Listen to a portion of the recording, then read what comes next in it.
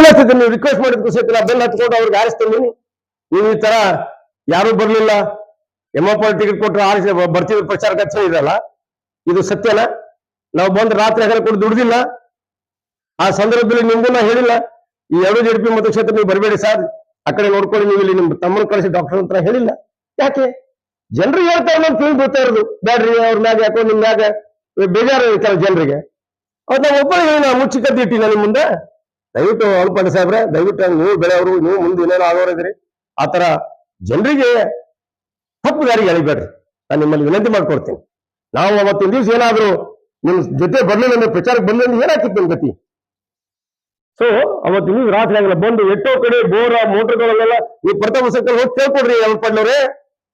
ನಿಮ್ ಕೇಳಕ್ ಮುಂದೆ ಹೆದರಿದ್ರು, ನಾ ಸ್ವಂತ ರೊಕ್ಕ ಕೊಡ್ತೀನಿ ಹಾಕ್ರಿ ಅಂದ್ರೆ, ಹಾಕ್ಸಿನ ಸ್ವಂತ ರೊಕ್ಕ ಕೊಡ್ತೀನಿ ಅಂತ ಹೇಳಿ ಆಮೇಲೆ ನೀವು ಪೇಮೆಂಟ್ ಮಾಡ್ರಿ, ಅದ್ರ ಬಗ್ಗೆ ಇಲ್ಲ ನಾನು.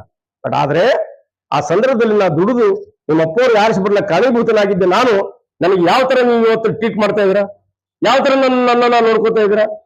ನಾನು ರೈತರಿಂದ ವಂತಿಕೆ ಹಾಕಿ ರಸ್ತೆ ಮಾಡಿ ನಿಮ್ ಪೂಜೆ ಮಾಡ್ತೀನಿ ಅಂದ್ರೆ ನೀವು ಬರಕ್ತಾ ಇರಲಿಲ್ಲ. ಯಾಕೆ? ನಿಮ್ಮ ಮನಸ್ಸಿನಲ್ಲಿ ಏನಿದೆ? ಅವನ ಜನ್ಮಬಲ ಜಾಸ್ತಿ ಆಗ್ತದೆ, ಅವನ ಪೇಟಿ ಜಾಸ್ತಿ ಹೋಗುತ್ತೆ, ಅವನ ಸಂಘಟನೆ ಜಾಸ್ತಿ ಆಗುತ್ತೆ. ನಿಮ್ಮ ತಪ್ಪು ವಿಚಾರ್ತಾರೆ ಸರ್, ಅದು ಹಾಗೆ ಮಾಡಬಾರ್ದು, ಸರಿಯಲ್ಲ. ನಾವೇನಾದ್ರೂ ಫಂಡ್ ಕೇಳಿದ್ದೇವ ನಿಮ್ಮನ್ನು ತಂದು ಕೊಡು ಅಂತ, ಆಗಲ್ಲ ನೋಡಿ ಬಿಟ್ಬಿಟ್ಟಿವು.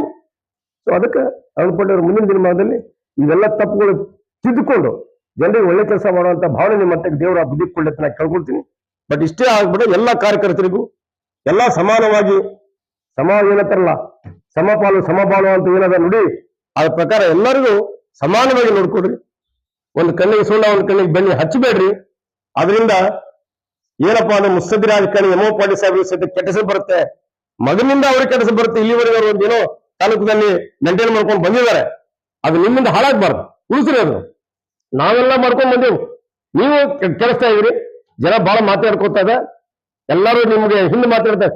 ಈಗ ನೀವು ಇಟ್ಟೆಲ್ಲ ಹೇಳ್ತೀರಿ, ಪ್ರೆಸ್ ಮೀಟ್ ಮಾಡಿಸ್ತೀರಿ, ನಿಮ್ ಎಲ್ಲಾ ಕಾರ್ಯಕರ್ತರು ಕುಂದ್ರಿಸಿ, ಅದ್ರ ಮ್ಯಾಗ ಅಲ್ಲಿ ಎಷ್ಟು ಜನ ನಿಮ್ ಮ್ಯಾಗ ನೋಡೋದು ಗೊತ್ತಾ? ಎಷ್ಟು ಮಂದಿ ಬೇಜಾರಾದ್ರೆ ಏನಾದ್ರು ಗೊತ್ತಾ? ಯಾರಿಗೂ ಹೇಳಕ್ ಧೈರ್ಯ ಇಲ್ಲ. ಅನ್ಕೊಂಡವ್ರೆ, ಅದು ದಯವಿಟ್ಟು ಈಗಾಗಲೂ ನಾವು ಖಡಾಮುಡಿ ಹೇಳ್ತೀವಿ. ಯಾಕೆ? ನಿಮ್ಗೆ ತಿದ್ಕೊಳ್ಳಿ, ಸರಿದಾರಿಗೆ ಬರ್ಲಿ ಅಂತ. ಎಲ್ಲರೂ ಪಡ್ಲಿ ಜೈ, ಅಳ್ಕೊಂಡವ್ರು ಜೈ ಅಂತಾರೆ. ಆದ್ರೆ ಒಳಗಡೆ ಏನ್ ಮನಸ್ಸು ನಿಮ್ಗೆ ಏನಾದ್ರು ಗೊತ್ತಾ? ಅದು ದಯವಿಟ್ಟು ಮಾಡಕ್ ಹೋಗ್ಬೇಡಿ. ಇನ್ಮ್ಯಾಗ ತಿದ್ದುಕೊಡ್ರಿ ದಯವಿಟ್ಟು. ಈ ವಾಹಿನಿ ಮುಖಾಂತರ ನಿಮ್ಗೆ ನಾನು ಈ ಮಾತು ಹೇಳಕ್ ಇಷ್ಟಪಡ್ತೀನಿ. ಯಾಕೆ? ನೀವು ದೊಡ್ಡವರು, ಒಳ್ಳೆ ಸುಸಂಸ್ಕೃತಿ ಕುಟುಂಬದಲ್ಲಿ ಇದ್ದವರು, ಅದನ್ನ ಮೇಂಟೈನ್ ಮಾಡೋದು ಕಲ್ತ್ಕೊಳ್ಳಿ. ನಾಳೆ ಜನರು ಚೀತು ಅಂತಂದ್ರೆ ಬಹಳ ಕಷ್ಟ ಆಗ್ತದೆ ನಿಮ್ಗೆ. ಇಷ್ಟನ್ನ